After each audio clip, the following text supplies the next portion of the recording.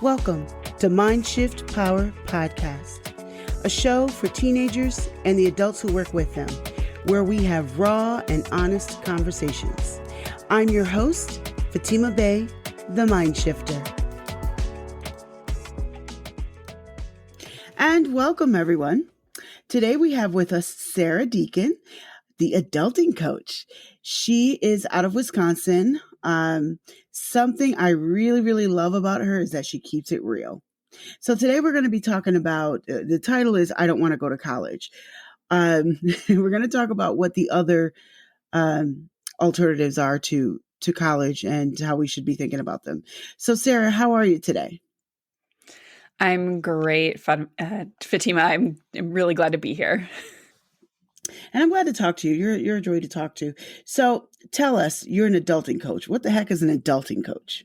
The adulting coach is something I chose as my title and branding because I got sick of hearing over and over how hard and stupid and annoying adulting is, because I'm out here having the time of my life and I'm not sure what everybody else is talking about. So I'm starting to just kind of spread the message that adulting can be fun, and being able to shift your mindset and your perspective about the more challenging things that come to us in life is something that's really useful and foundational for living a purposeful, passionate life in the world. And when more people have that attitude of like, oh, hey, this isn't so bad, I can make this fun. Oh, I'm excited about this challenge. Then we get to actually enjoy our life, because if we're not having fun, what are we doing? So that is why I chose to play in the realm of adulting. And change our perspective about it. I love that you chose that title. It's something that's a little bit different. I like it when people are just not so typical, so blah. And you're definitely not a typical person, which is one of the reasons you're on the show. Yay. All right. So, now let me ask you this silly question. Should everyone go to college? Absolutely. 100%. Everybody all the time should go to college. No, because like there is no one size fits all for anything. Yes, you're so right. I mean, every college is different. So if you do want to go to college, finding the right fit is super important. But if you're not sure about college, there are so many ways to learn out there. Like, it's not like when I was growing up, college was the thing that it was perceived we all needed it. Looking back, did I? Maybe not. But yeah, there's so many ways to learn, and you can take college level courses to learn for free. Like, you don't have to enroll in a school. You don't have to pay tuition. You can learn whatever you want to know for free, which is sometimes a little overwhelming. Or for practical, there's so many options. Depending on what you're talking about. But yeah, that learning doesn't just happen on college campuses. And we've been trained to think, the puppet masters have taught us that college is the way to go, because if you don't go to college, you're a loser, right? Yeah. I mean, I work with clients a lot of the time in the gap year where they actually either have chosen proactively, or it has been chosen for them to take a break from school. And sometimes that's a result of academic probation, or they started somewhere and it didn't work out the way they wanted it to, or they expected it to. And in the gap year, I see young people, 19, 20, 21 years old, their peers are the ones who are saying, oh, you're not going to college? What a loser. And that's like, whoa, that breaks my heart. Because you know what, though? They are really they're trying to figure out, without spending tens of thousands of dollars on tuition, they're trying to figure out what's their right next step. I think it's brilliant to take a step back and really get clear about where you want to go. Right. You mentioned a big keyword that I want to talk about that kind of segues into what I was going to talk about next anyway. Uh, what are the college alternatives? And you mentioned gap year. For those who are Mhm. listening, and there's many people who really don't know what that is. So can you please explain to the audience what is a gap year? Well, the way I look at a gap year is it might be a year, it might be longer. It is taking a step back from academia, whether it's between a senior year of high school and high school graduation before enrolling and beginning a college program, or if it's during college, taking a break, taking some time off. Sometimes it's a semester. One client, it was going to be a gap year, but it ended up being a semester because of the way we were able to sort of accelerate her goal setting. So it's a step back. It's some time off to figure out what is the right next step. And like I said, for some it's a year. Generally a year is a good amount of time because colleges, universities sometimes build that into some of their programming where they actually will support students taking a gap year and you get some guidance and planning around it. The fear that comes up when that term gap year comes up, especially when I'm talking to parents, is Hmm. that a gap year leads to a bump on the log in my basement, never to leave. So, and that's something that again, why I've sort of specialized a little bit in guiding through the gap year is to assure parents that these kids they don't want to live at home forever. They don't want to mooch off the system. They don't want to mooch off their parents. They want to find meaning and purpose and something that they're excited about to do with their lives. They just don't always know how or how to go about it. And that's where I come Hmm. in, or a gap year program. There's a lot more gap year programs like officially tied to universities or other nonprofits or different student organizations. There are a lot of gap year program options out there that give that structure and direction to time away from school.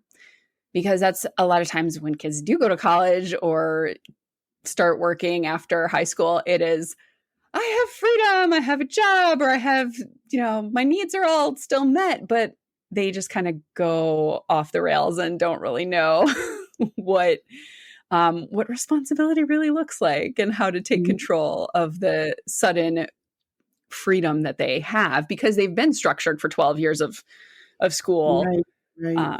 all the way up to that point. And then, okay, you're officially an adult. You have freedom between classes. You don't have like a Monday through Friday 7 to 3 schedule anymore. So there's this risk of blowing it all because they just, don't know what to do with all the freedom that they then have. So having some structure around a gap year is really important.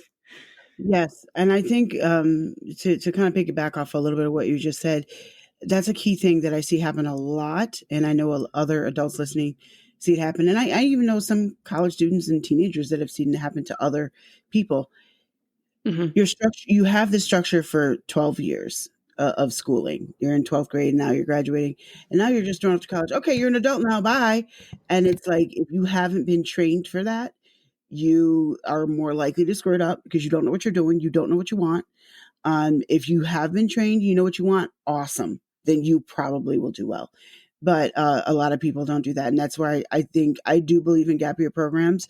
But I also agree with what you just said. There has to be balance with it. Gap year program is not for those who are just like, oh, I want my parents to shut up for a year, so I'm just going to go to a gap year.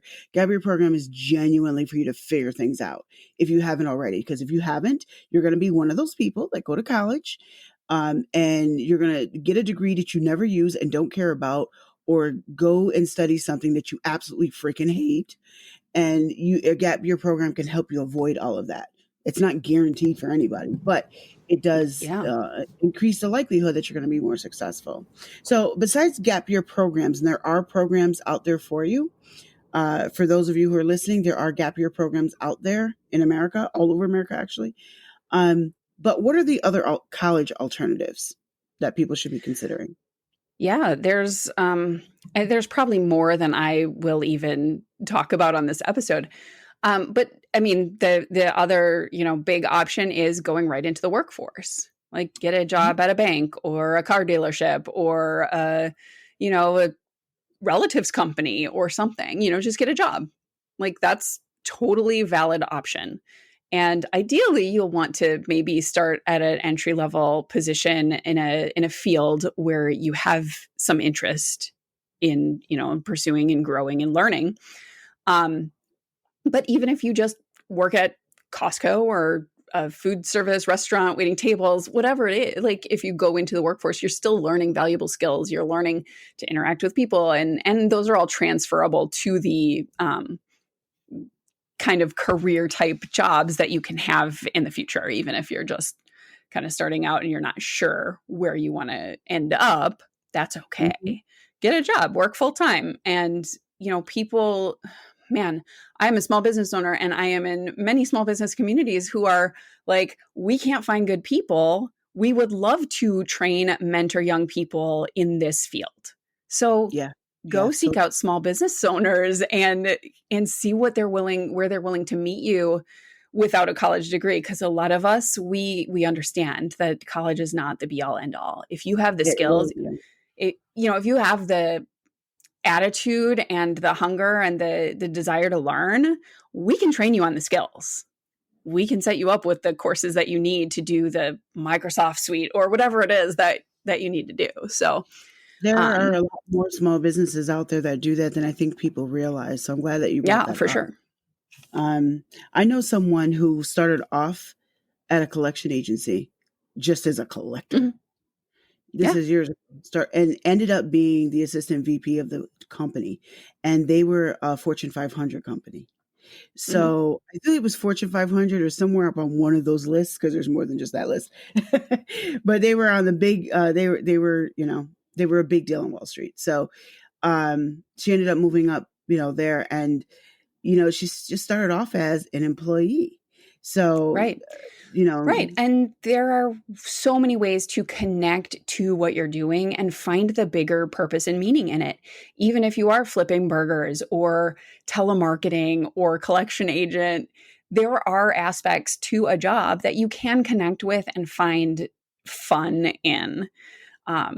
So making a game of how many calls you can make or how many, collections you can collect, or ooh, let's make sure that so and so is feeling good today, or whatever it is. Like, what if it's the people around you, serving your fellow employees and staff, or serving your customers, or creating something with the food or whatever that you're doing. There are so many ways to find that connection and meaning in work that may not be your everyday or long term, uh, all the time forever career. So there are mhm. ways to use that, again, turning it to the fun. Yeah, it might suck to have to call people all the time and ask for money. That might be a really sucky job. But if you can find something that you can connect to in that everyday space, you can change the perspective, and when you're having fun at work, you're more likely to get promoted, to get recognized, to get where you want to go, because you have the attitude of, oh, this isn't just a grind. I'm actually making a difference in this way. So that's another way to sort of change the perspective about those entry level jobs that could lead you to those Fortune 500 VP Mhm. positions. And Yeah. let's talk about the other alternative that I think not enough people think about: trade school. Ooh, trade school. I was hoping this would be the next one we talked about. I love the trade school option. I think it's brilliant, and I think that in a few years we are going to see a shift. I was in a economics class. I was sat in for a few minutes of an economics class earlier last year, and in a high school, and they were talking about the chart comparing, oh, if you have a college degree and versus if you don't have a college degree, and the income level that you can Mhm. expect over the course of your Mhm. career. And there's still a difference. There's still a significant gap between the college degree people being a higher lifetime earnings still. But that being said, I think we're going to see a shift. And I don't know if those numbers take into account the amount of debt people have from Thank school, you. from student loans. Because yeah, your income, your paycheck might be different. But if you think about it, if you're a few tens of thousands of dollars off over, yearly income, but you're not paying tens of thousands or hundreds of thousands of dollars in debt from school, you're actually banking so much more Yes, over yes. the Talk course of about your that. career. And I think the trades is a phenomenal way to do that. So yeah, going into an apprenticeship or a trade school is a really, really valid option. My husband is a HVAC maintenance tech, and that he is college educated. He has not done that his whole life, his whole career. He switched in midlife, and it's been Yeah. really, really great for our family. The company he's with takes excellent care of him. You can get involved with a union or not. My husband's not in a union shop, and the place he works takes great care of their employees. Hmm. And there is a camaraderie, and there's so many benefits. And working with his hands, I think he just finds a lot of satisfaction in that. So, yeah, again, there's so many ways to learn or things to learn on those jobs. So, electronics and electricians and builders, and oh my gosh, I know so many people in those fields that, again, they're dying for good people. I want to read some numbers. I brought up that because I want to talk about mechanics in particular, Mhm. um, because I think they're a great example of everything you just said. So Yeah. the for automotive design engineer, so for an engineer, the average, and this is average because it's going to be different in each state, Mhm. but the average is about 79K. For an automotive technician, the average is about 65K. So they're making 10 grand more a year. But let's talk about the debt from college. I really think that the Yeah. auto mechanic is actually making more because I'm sure they have more Right. than 10 Bringing grand. home more, being able to save more. Yes. Yeah. Yes. Because at the end of the day, it's not just how much do you make on paper at the end of the year, it's how much are you actually Hmm. bringing home. And if you are, you know, uh, many, many, many, many thousands of dollars in debt, which they typically are or have been, Yeah. that's not really what you're making, because it's not really what Hmm. you're taking home. And the outlook of both the outlook of job perspectives, um, for both jobs is about the same. Right. So, and it's not that one is better than the other, but we're taught that one is better than the other, and that's not true. At the end of the Yeah, we're day. taught that So, piece of paper makes a big difference, that degree makes a difference, and it can for some yeah. for men, a lot of different fields, certain like certain you need a I think degree. yeah, yeah. Certain positions within the field, it can Yeah. be. So it does depend on what in detail you're going into. But overall, and I'm saying that to just kind of prove a point, that sometimes we need to look at trade schools and stop looking at them as, oh, that's a blue collar job, that's lesser. No, not really. Not when you look at the whole bigger picture and not just numbers, that number only. Those have Not been our really. essential Not only that. workers for the last 4 years, Oh my right? Like, God. those are our essential people, are the people in the trades, the people that make the world go. Not only do they pay less for school, they spend less time in school. Right. Well, and that's the thing too, is like doing an apprenticeship or doing a couple years at a trade school, like that can be a great stepping stone too to decide if, okay, well, this is good. I am like interested in this, or oh, maybe I should go to college. That can Yeah, be a great yeah. learning tool, a great stepping stone for those who might not be sure about college. And it's like, yeah, try out a trade, go do some job shadowing, start an apprenticeship, like figure it out Yeah. and then decide, oh yeah, trade school is it. Or, maybe I should look into some 4-year programs. Like I you don't know until you kind of step into it and take that first step. I think, well, what you just said kind of segues into what I was going to talk about next. Now, you have already talked about it a little bit, and the different ways people can figure out what they want to do. We talked about Mm-hmm. gap year. One of the reasons gap year is a good idea is if you're not sure what your next step should be, why waste time going into debt or going into debt financially, or there's also emotional debt, there's physical Mm. debt, there's time debt. Money isn't the only resource. So why go into debt in one form or another into something that you're not sure about? Okay, gap year is good. What are some of the ways other than gap year program and just trying to work a job to figure out what you want to do? What are some of the other ways that someone can figure out what's for them? Yeah, that's a fantastic question. There are a couple tools I use in my coaching. So some of those, like personality tests or Mhm. self-assessment tools that are out there. I use one for defining top 5 core values. I tend to narrow it down to 3 or even 1, but we talk about top 5 core values. I do a exercise called the passion test, which is not like a pass fail test. It is a self-assessment Mhm. that Mhm. points you in that direction of what you actually really connect to. When I kind of talked about being able to connect to that thing in your dead end job that still lights you up.